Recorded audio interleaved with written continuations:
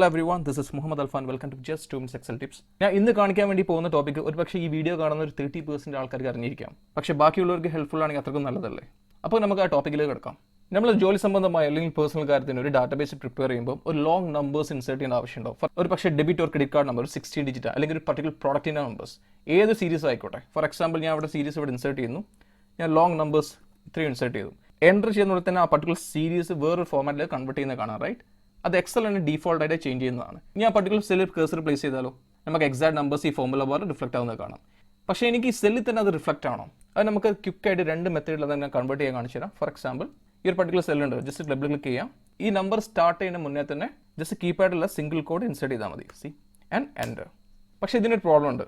For example ഞാൻ next സെല്ലിന് വീണ്ടും ഇൻസേർട്ട് ചെയ്യുന്നു. എങ്ങനെ ആ പഴയ ഫോമാറ്റിലേക്ക് കൺവേർട്ട് ചെയ്യുന്നു. വീണ്ടും ഞാൻ എന്താക്കുന്നു, ഇത് ഇൻസേർട്ട് ചെയ്യുന്നു.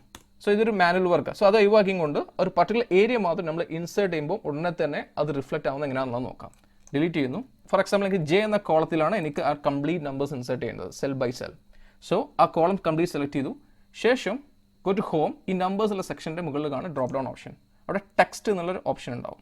ക്ലിക്ക് ചെയ്യാം. ഇപ്പം അവിടെ എന്ത് കൂടുതൽ ടെക്സ്റ്റ് ഫോമിലേക്ക് കൺവേർട്ട് ചെയ്യുന്നത്. സോ ഇവിടെ നമ്പേഴ്സ് ഇൻസേർട്ട് ചെയ്യുന്നു. സി ഇവിടെ സ്റ്റേബിളായിട്ട് നമ്പേഴ്സ് ഇവിടെ റിഫ്ലക്റ്റ് ആവുന്നത് കാണാം, റൈറ്റ്? അതിൽ മാറ്റമില്ല.